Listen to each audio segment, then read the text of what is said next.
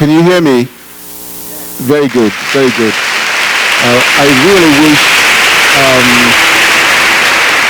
Michelle Alexander and Ruby Sells were here tonight, here in this room, because then they'll be able to answer whatever questions you might have about Dr. King's sermon. In their absence, we did have them virtually, but in their absence, I have a panel here. I have to my left Dr. Dana Wilbanks, and to my right Dr. Naomi Harris, who are going to do three things. I've asked them to do three brief things. One is introduce themselves. The second is reflect a little on some of what transpired in the dialogue between Michelle Alexander and Ruby Sells. And three, make some comments of their own about, brief comments about Dr. King's sermon. I'd like to do this for all of us, if I can, in just about half an hour. I really don't want to keep you much longer than that because it's already been a long evening. So I will start to my right with, by asking Dr. Naomi Harris to briefly introduce herself, say a few things about Dr. King's sermon, and maybe offer a few reflections about the proceedings at Riverside tonight.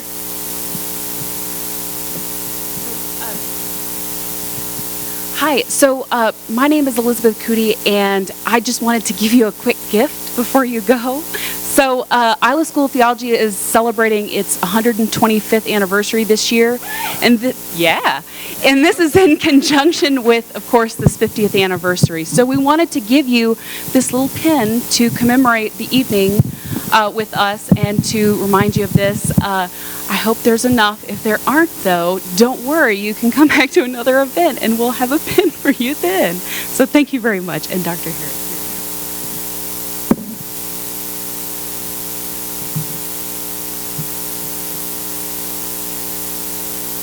My name is Naomi Harris. I want to thank Iliff School of Theology. I also want to thank the organizers of Riverside Church. And I also want to thank the Veterans of Hope and all of you who are here tonight. My birthplace happens to be Woodville, Mississippi. Yes.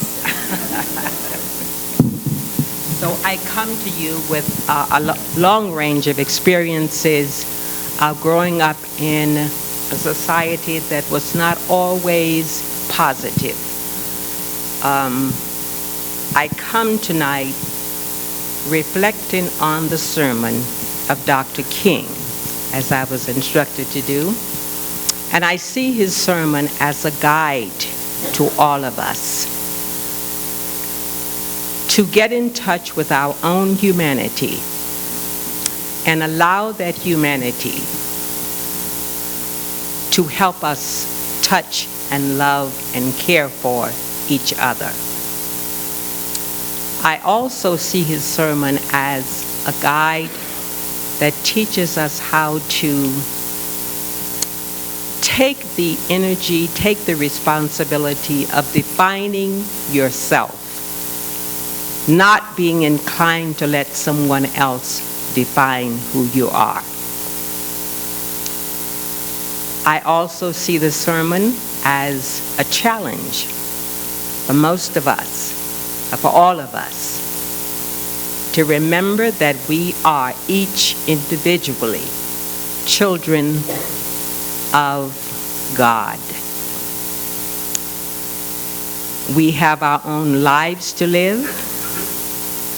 God has ordained us to live those lives. God has a calling on each one of our lives, and we are expected to actually live out that calling. That, in essence, is what I have seen in the sermon for Dr. King. That, of course, expects us, requires us to speak up, to speak out, to get in touch with what we believe, and to stand up for what we believe.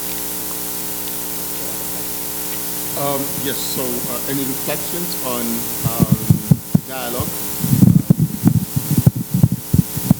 The dialogue was very thorough. It covered most of life. As an African American woman growing up in the Deep South, I could resonate with and relate to most of the comments that were made. They made very good sense. I happened to grow up in a family who mentored me and taught me to read and to interpret and to understand the environment in which I lived as an African American. Growing up in Mississippi years ago. I don't know if it's much different now. I hope it is. It was important to understand the historical basis for the behavior that I experienced as an African American person. It is important even now to understand the basis for much of the behavior that I experience with non-people of color, people who are not of color. Most importantly, my grandparents and my parents taught me the importance of not allowing someone else to define who I am. And that I have held on to all of my life, and that has served me well. Not only did they teach me that, but they taught me strategies for navigating an often very treacherous terrain of behaviors that are quite commonplace. They were then, and many of them are still now. With that kind of experience, I want to say to each of us here tonight, it is very critical for all of us here to take on the responsibility of being an elder for each other, being an elder even to ourselves, and especially being an elder to our children and our grandchildren. They may see things a little bit differently, but they are in need of your wisdom, your experience, and your discernment. So do not say, my child doesn't see it the way I see it. My child won't talk to me. There is a way to communicate. We have to find that way. Our children need our wisdom. Our children need our guidance. Our children need our blessings. Our grandchildren need our blessings. I just want to say that I had the experience of being a student of Dr. Harding's while I was here as a student myself at Iliff. And Dr. Harding always encouraged us and nurtured us to have hope, to act, to expect the best of ourselves, and he challenged all of us to begin with ourselves. So today it is really an honor to be here with you and to share with Michelle Alexander, Ruby Sales, Vincent Harding, Veterans of Hope, Dr. King, I think I said, thank you, thank you, thank you.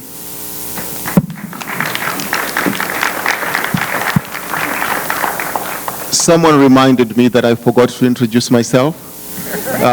This is a habit of mine.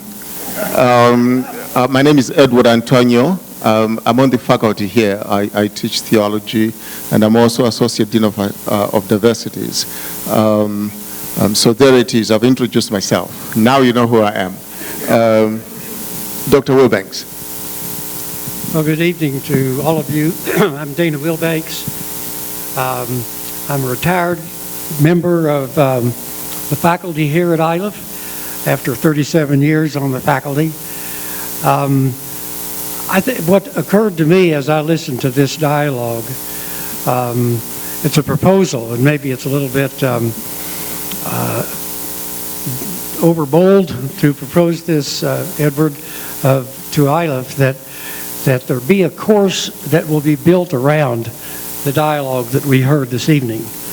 Make a class out of it with assignments, reading, discussion questions.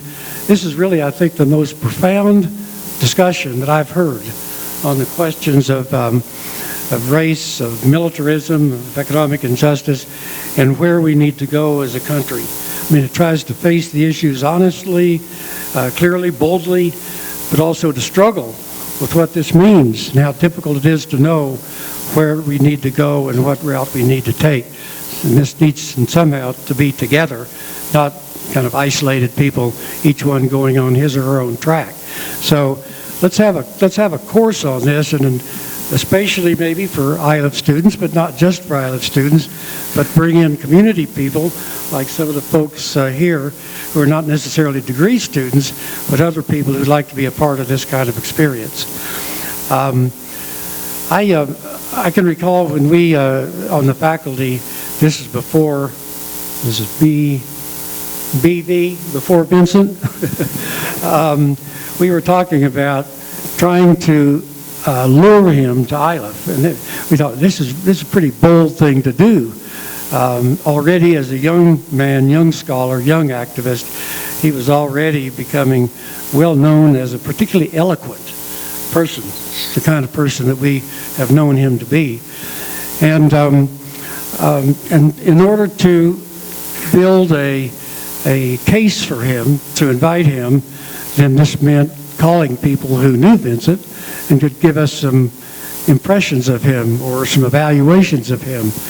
And one of the persons that I talked with said, "Oh, Vincent Harding, soft-spoken and outspoken."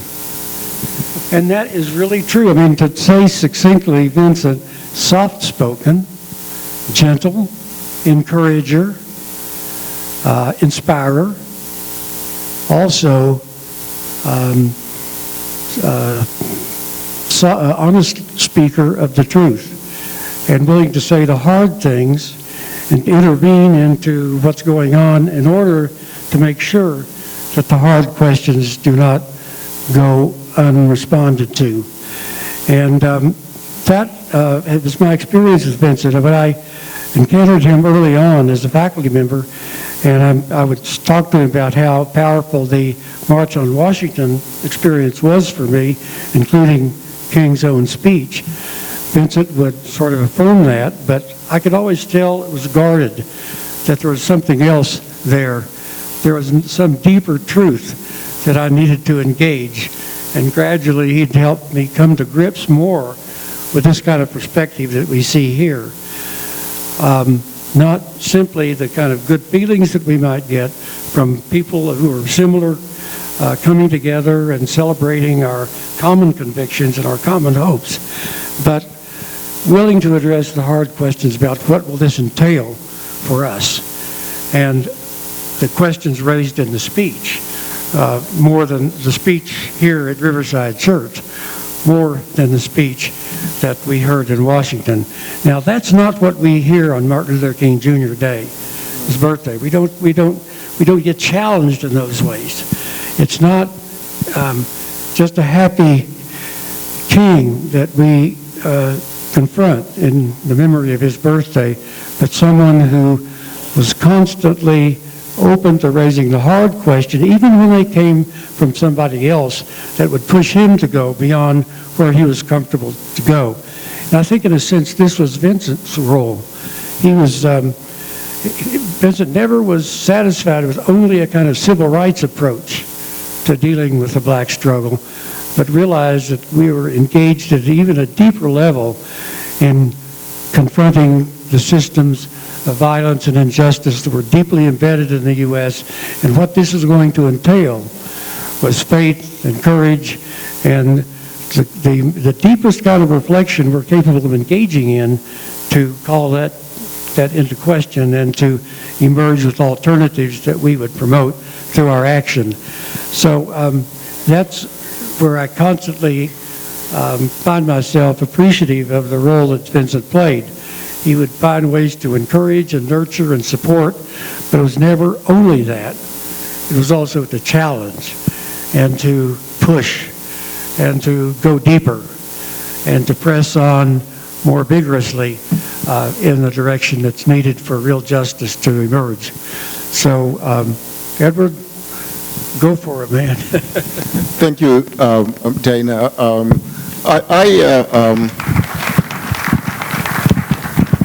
I want to take seriously the invitation to run a course on the dialogue and on the sermon of Dr. King and related conversations, because I think that's really important.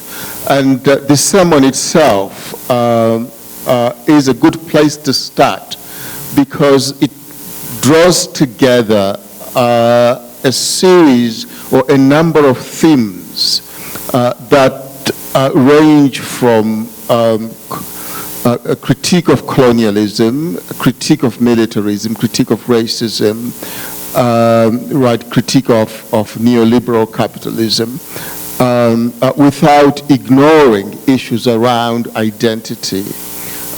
In fact, one of the things that Dr. King does in that sermon is to address different groups of people, the Vietnamese peasants, the poor people in this country, colonized people in South Africa and other parts of the globe. So there's plenty of material, I think, in the sermon itself, in the speech, that could serve as a basis for developing a whole quarter's course on these kinds of conversations. One of the things one of the points Michelle Alexander was making at one point was when she asked Ruby Sales, what sort of change should we be looking for? Essentially, what kind of revolution do you think King was talking about? And she answered her own question in a rather radical and disturbing way when she said, well, he wasn't talking about some sort of pie in the sky kind of revolution.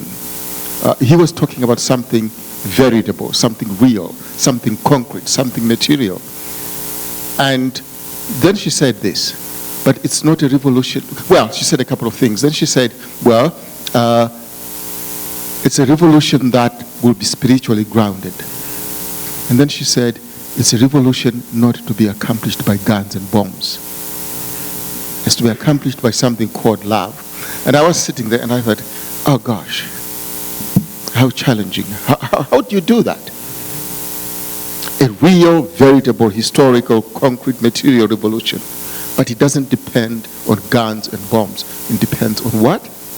Love. What is that? I'd like, if there are other comments here, please, but I'd like to open this up to the audience for any questions you might have. Again, let me remind us that Michelle Alexander and Ruby Sales are not here. It's only us. And we will do the best we can to answer some of your questions. Yes? I appreciate so much what you said, and I love the idea of this course. And I think that some people would be able to come here, but frankly, this piece needs to be in our living rooms, in our homes. This needs to be a webinar that maybe Iliff would teach the community, because we all need this kind of education that has this historically grounded, spiritually grounded, politically important message. So I would challenge the School of Theology to take it into the world. So we can all, it's online. Thank you very much. I'm listening. Okay. I'm listening. Yes, thank you. Thank you. Yeah, questions? Yes. So I was very encouraged by, at the end, Ruby Sales' point about privilege, pointing out that privilege is an illusion. And I think part of the thing that we miss in this notion of talking about oppression and the stories of oppressed people is that white people have been oppressed by this system as well. And I think that the notion of love points out the spiritual degradation of this nation because of oppression that seeks to divide people and to destroy people's humanity. And in doing that, the people who are oppressing end up losing humanity as well. And there's no better example on a material basis than the healthcare debate, right? We have a country where white folks can't get health care because they believe that black and brown people should not have health care. So the notion of getting away from this idea that this is altruism, breaking away from the oppression that we've had and recognizing that it's not altruism, it's actually recognizing the oppression that we've all faced at the hands of a system that robs people of their own humanity. But that in itself, what you are suggesting, to dare to think that white people are oppressed by their own oppression of the other, is already moving in a revolutionary path, right? Because that's not what we are taught. And that's not what we have taught ourselves, even as oppressed communities. Right, so I come from Southern Africa, and in South Africa and Zimbabwe and Mozambique and so on, we've had to deal with exactly the kind of point you're making, that you cannot oppress and degrade the other without oppressing and degrading yourself at the same time. So I really appreciate that. Thank you. Hi, I'm Tim. First of all, thank you. Second of all, I apologize. I'm a total outsider. This is the first time I've ever stepped foot on your campus. I don't know how I got here. I'm sitting over here and I'm thinking, how'd I get here? Why am I here? And by the end, I'm saying, how could you not be here? So thank you. I'm a kid from the 60s. I was in the streets. I've read the sermon so many times and I missed it completely. I'm now 68 years old. I didn't get it until tonight. I didn't understand the war until Ali spoke. That sounds crazy from a white kid from Cedar Rapids, Iowa. My dad hated him when he changed his name from Cassius to slave. Muhammad Ali. He was my hero. I lost a family member in the war. Remember they called it a conflict? Lost a family member. There's 4 guys in my high school, class of 67, that carpooled day in, day out. 2 of them no longer are alive, came home in caskets. My family member went down in a plane when our president in Westmoreland said we were not in Laos, down in Laos. He went down in a plane with the Tuskegee Airmen. At 18 years old, that's powerful shit. I haven't gotten over it. I haven't recovered.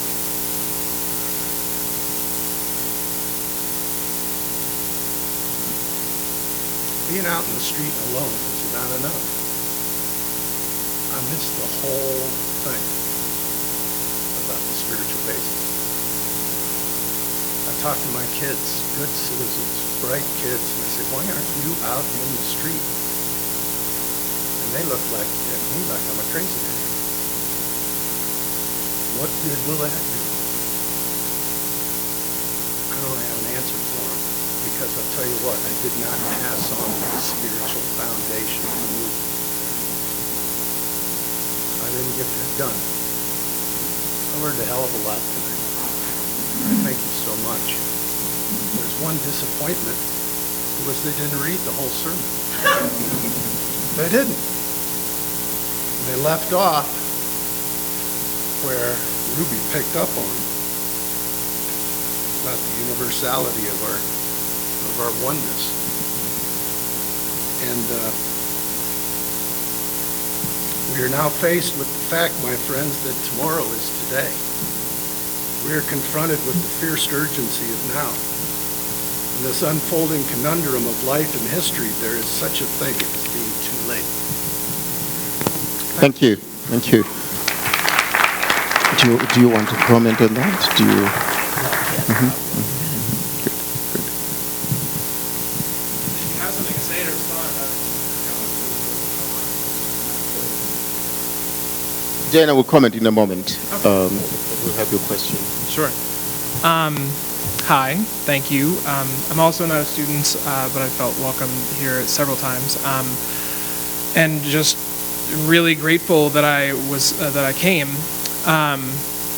And I think that, connected to the fierce urgency of now,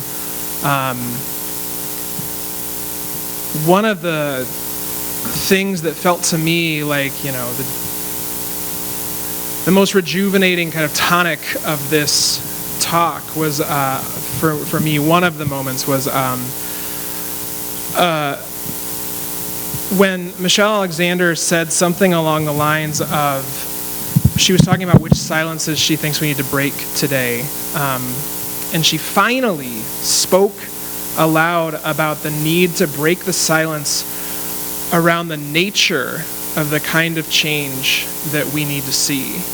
And to me, I was hearing her say, enough with what has become the dogma of incremental progressiveness that is embodied by the liberal Democratic Party, the left in many ways, parts of the left.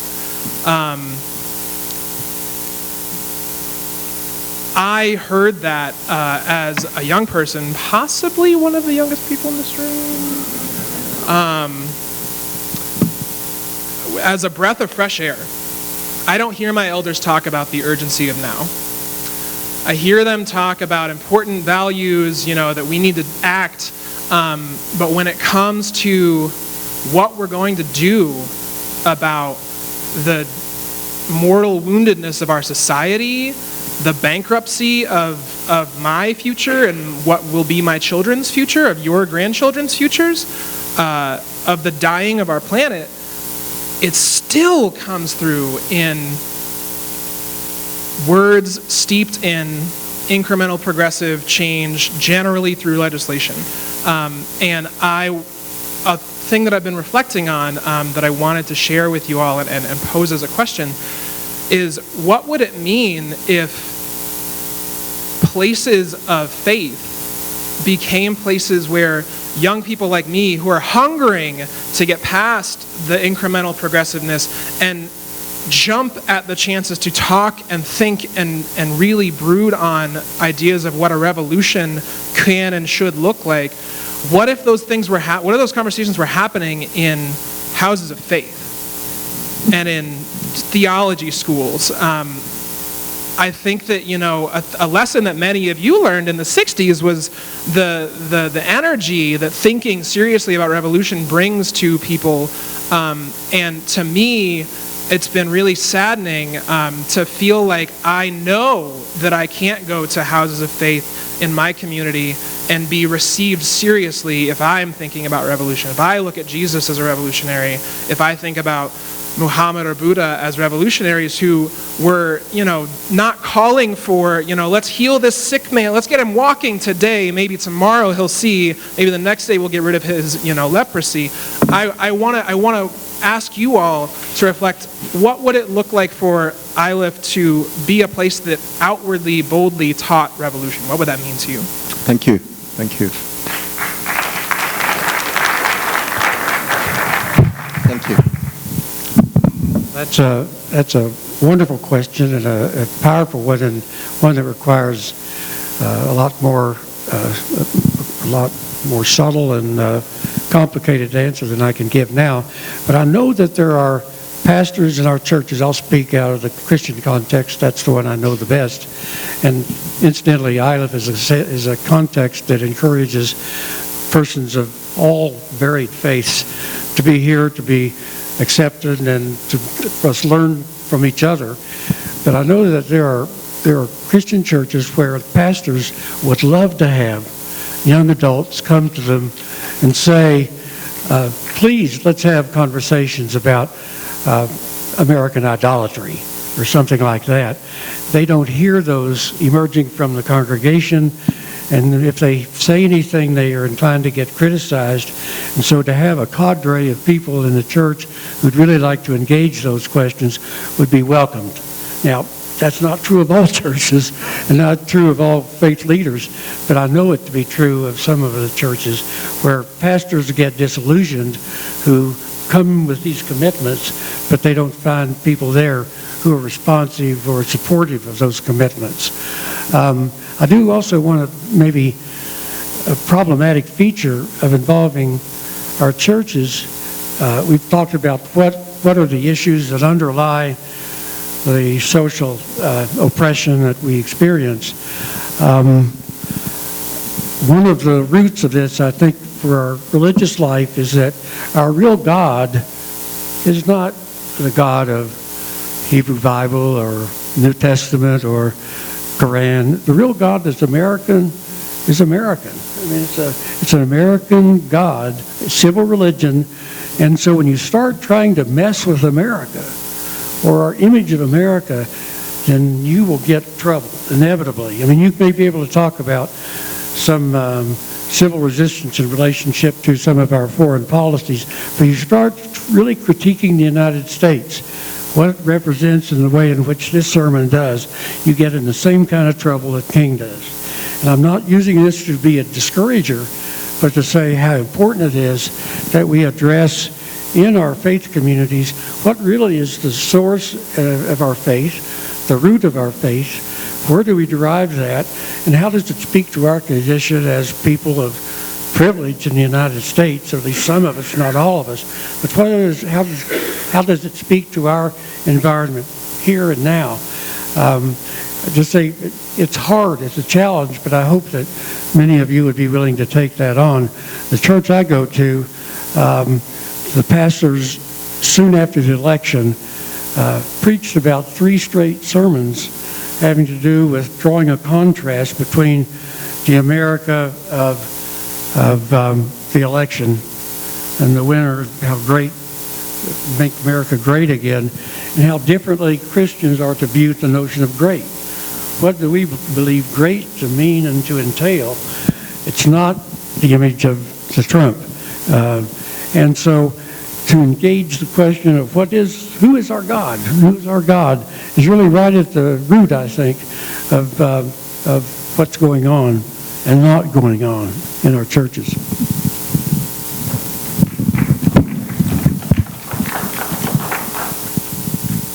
I wanted to make a comment about the Black Lives Matter movement, which is largely infused with lots of young people.